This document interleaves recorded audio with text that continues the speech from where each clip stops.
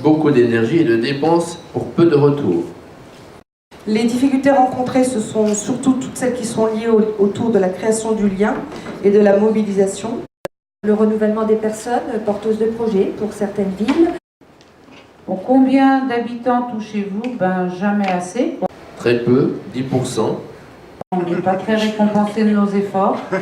Dans toutes nos manifestations, trop peu de gens viennent à notre rencontre. Beaucoup de déceptions, car on ne touche pas les personnes concernées, les isolés. On manque de reconnaissance et on valorise peu les gens qui s'investissent. Toujours les mêmes acteurs, en fait, la plupart du temps. Ça progresse sur certaines villes parce qu'on est en type de création donc, et en titre de gestion de projet. Donc ça se gère différemment.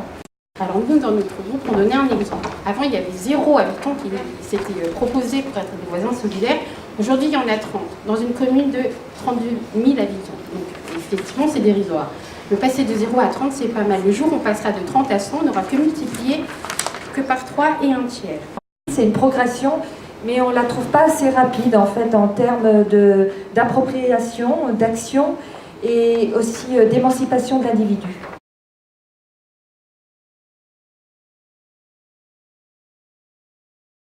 Les gens ne se déplacent pas forcément. Même si parfois certains vont utiliser l'embauche de jeunes pour passer par exemple des coups de fil lors des plans canicules, mais ça reste quelque chose de difficile. Les problèmes donc de cloisonnement par quartier qui remontent dans beaucoup de sites d'action et la diversité aussi des besoins, parce que comme ce sont souvent les mêmes qui répondent, plus on va avoir de types de besoins et moins on aura de gens à chaque fois. Créer des conseils de quartier, donc ça je crois que le sujet a déjà été évoqué, mais là la difficulté c'est effectivement que ce conseil de quartier soit actif, et ça tout dépend de son fédérateur. La différence entre proposer des actions, des activités, des manifestations où en général ça marche, plus ou moins bien mais ça marche, et faire participer les gens.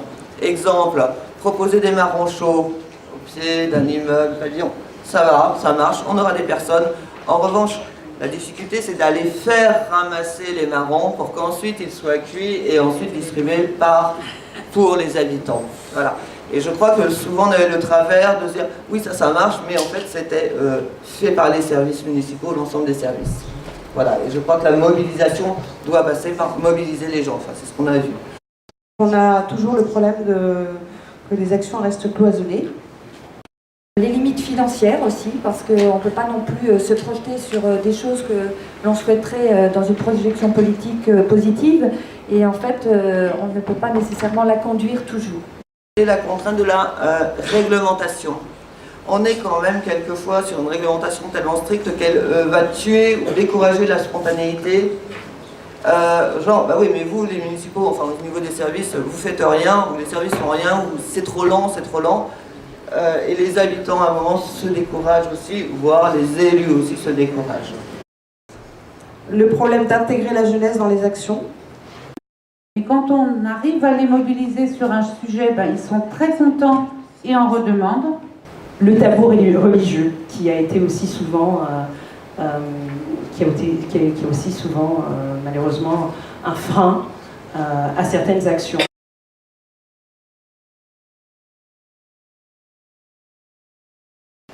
Les gens ne voient pas la communication qui peut être faite, qu'elle soit par le bulletin, les flyers, les affiches. Les gens ne savent plus lire. Malheureusement, tout le monde n'a pas forcément accès à cette communication-là. Soyons clairs, les gens ils prennent ça pour la publicité mensongère et la ligne éditorialiste. Enfin, la ligne éditoriale, elle est claire. C'est pour vendre notre action et pas du tout dans leur intérêt, évidemment. Les élus sont souvent sur les marchés, mais toujours en période électorale. Donc cette approche électoraliste des élus est souvent, malheureusement, mal compris et mal vu par les habitants. Nous nous plaignons du fait que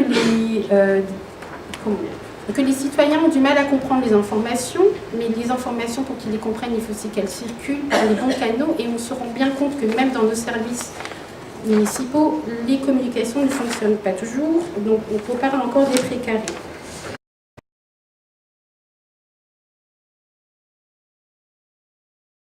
Également communiquer par le biais de flyers qui seraient diffusés sur les grandes manifestations, les manifestations qui rencontrent beaucoup de public. Les brocantes en général marchent très très bien, les marchés. Et utiliser une communication plus orale. Donc pourquoi pas aller directement à la rencontre de ces populations pour justement communiquer sur les actions qui sont faites à la mairie ou ailleurs. Ceci en dehors des campagnes électorales, présence des élus sur les marchés, stands qui présentent les actions de la ville, rencontrer la population, être présent dans les grandes surfaces. Samedi matin, pause café en mairie où on reçoit la population. Mais lorsque nous y sommes, même quand ce n'est pas en campagne, les gens n'osent pas venir nous parler en fait. Donc il y a aussi cette difficulté d'aller au-devant d'eux. Mais s'ils n'osent pas venir aller au-devant de nous, c'est parce qu'ils ont peur de nous déranger. Et quand nous venons et que c'est comme si on avait de nouveau quelque chose à dire. Et si nous avons quelque chose à dire, c'est forcément pour nous justifier. Et donc nous arrivons déjà trop tard.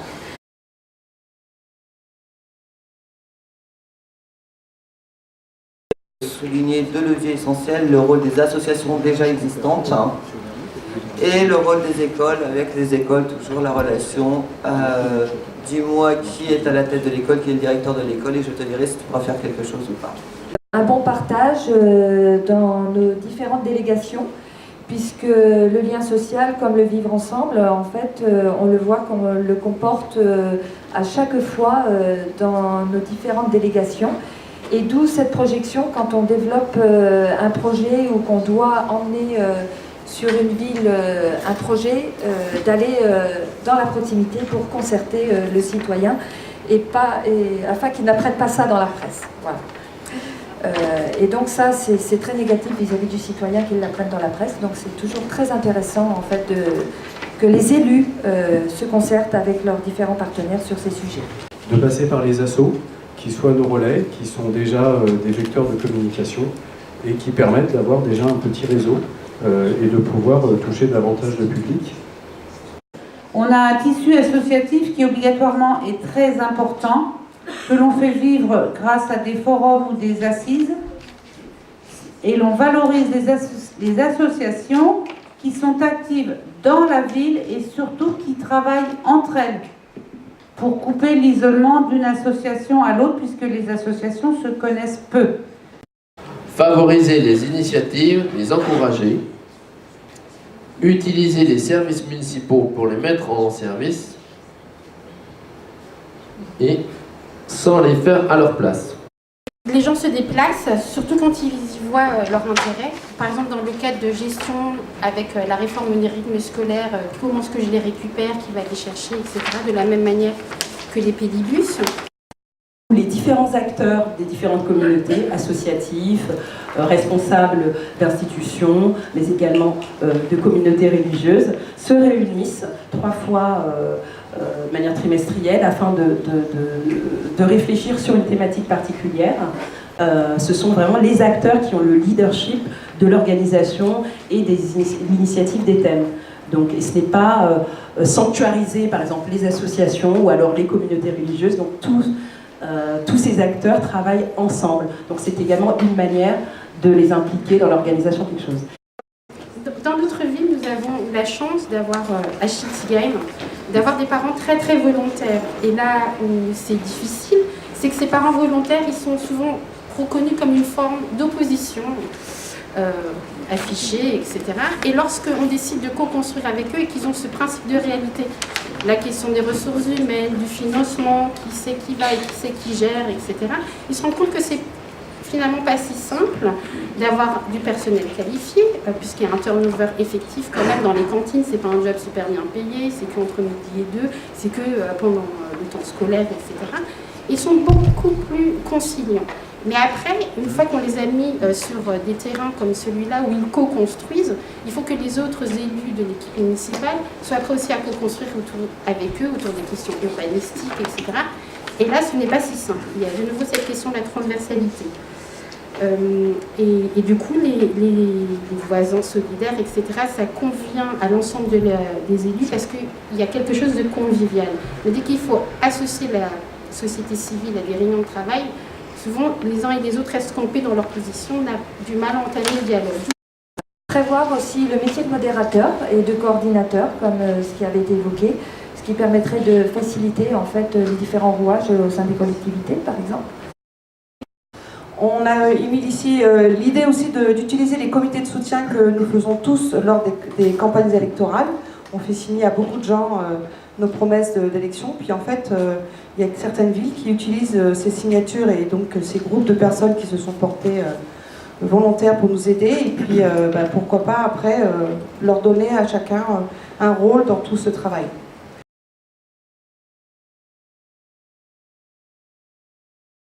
Demander aux assos de mettre en avant un adhérent de l'année avec une remise de médaille lors d'une manifestation dédiée au cours de laquelle toutes les assos sont invitées. On a parlé des anges gardiens ou référents d'immeubles. Alors la mise en valeur du bénévolat par la distribution par exemple de diplômes, voire d'indemnités ou de contreparties, par exemple sous forme de tickets de service rendus. J'ai fait quelque chose pour aider des gens, en échange on va m'offrir 1 heure de cuisine ou 1 heure de cours d'informatique. Des parrainages aussi de bénévoles. On prendrait par exemple 3 bénévoles qu'on connaît bien et ces bénévoles s'engagent à leur tour à trouver 3 autres bénévoles qui parrainent et ainsi de suite. On pourrait, sous forme de pyramide, peut-être trouver davantage de bénévoles.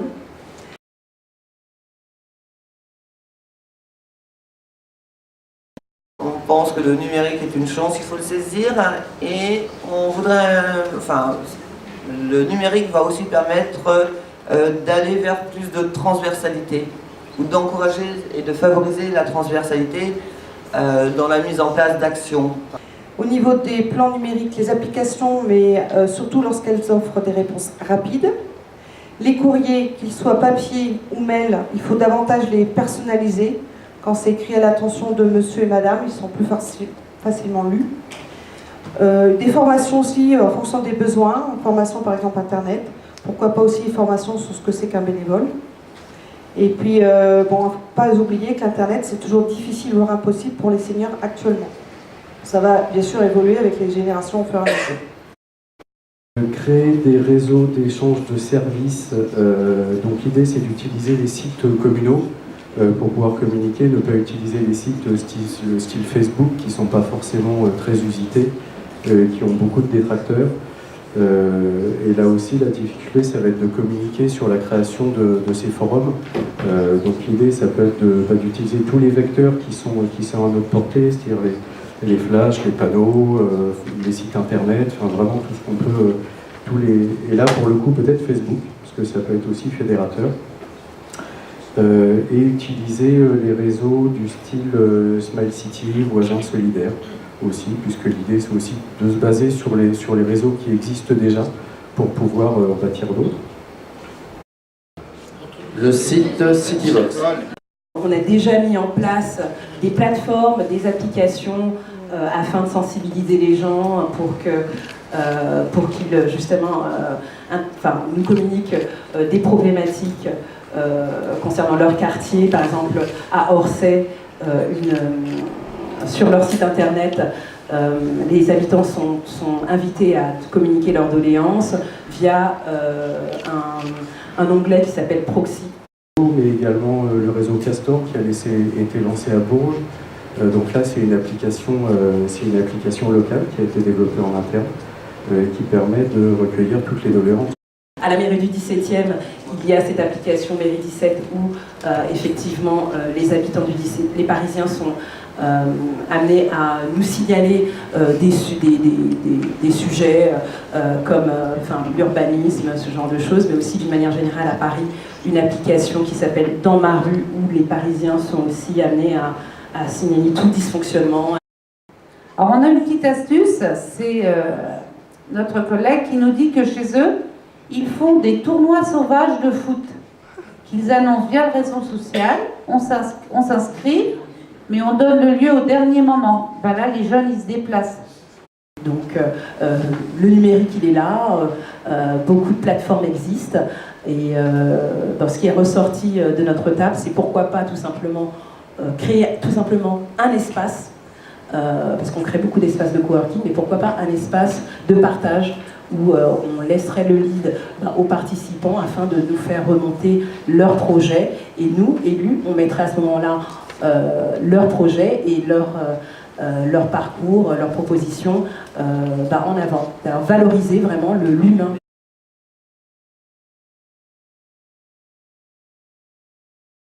La fête des voisins, voisins solidaires, donc il y a la journée citoyenne Antony, qui n'était pas connue par tout le monde, les différents conseils, les balades citoyennes aussi, qui emmènent beaucoup de monde parce que c'est des moments en mouvement en fait avec le citoyen. Alors, le conseil du bien vivre ensemble.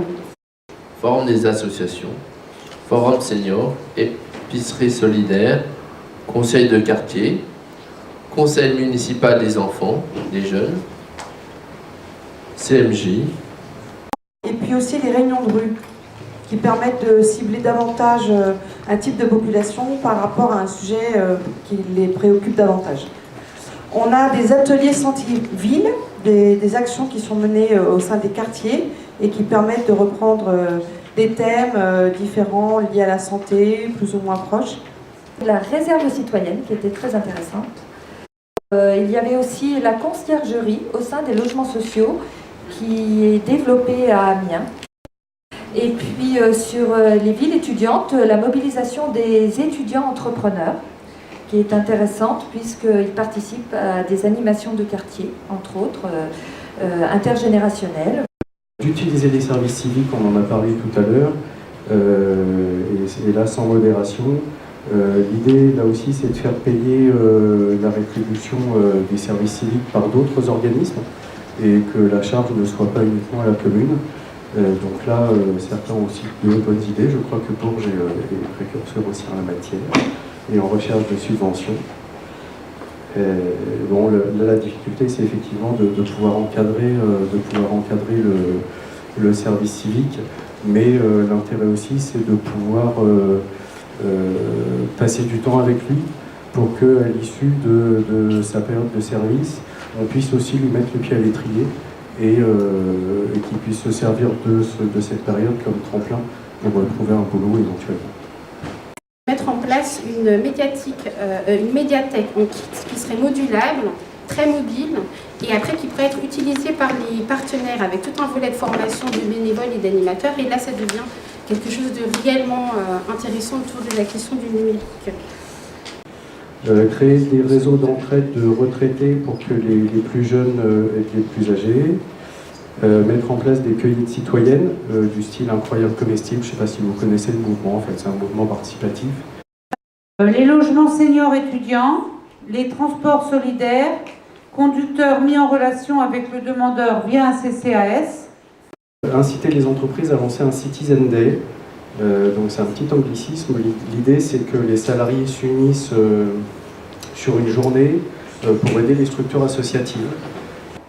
Ensuite, Ciné Ma Différence, parce que j'ai expliqué, en fait, c'est une action nationale qui agit aussi pour permettre de rencontrer des familles porteurs de handicap, avec des enfants porteurs de handicap du type autisme, mais qui, par ce biais-là, vont aller au cinéma et vont rencontrer d'autres personnes, parce que ce sont des séances ouvertes à tous les publics, et donc on développe le vivre ensemble à travers aussi l'accueil de personnes porteuses de handicap.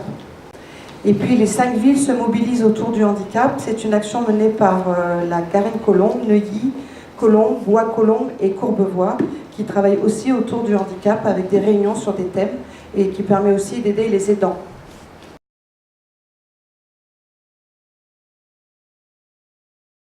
On vous renvoie une question. C'est quoi la société civile? Parce que nous sommes tous concernés par le problème. Et puis la société civile, on pense que la meilleure façon d'évoluer, c'est de leur montrer l'exemple. Moi, je pense qu'il faut vraiment parier sur l'intelligence de nos interlocuteurs. Ça, c'est la première des choses. Une des élus de Limours parlait de pédagogie. Exactement, il faut leur parfois reprendre le temps, leur expliquer. Ce n'est pas du temps perdu. Ça en vaut vraiment la peine. Et si vous avez trouvé la bonne personne avec qui on peut vraiment faire reléguer l'information, ces personnes-là sont plus que des ressources. Elles sont nos plus grands partisans alors que c'était nos plus grands opposants avant. Gandhi a dit politique de l'action, et ben à nous, à chacun d'entre nous, de mener nos vies et dans le bonheur et dans la joie, parce que c'est très important en fait de valoriser l'individu dans ce qu'il sait faire.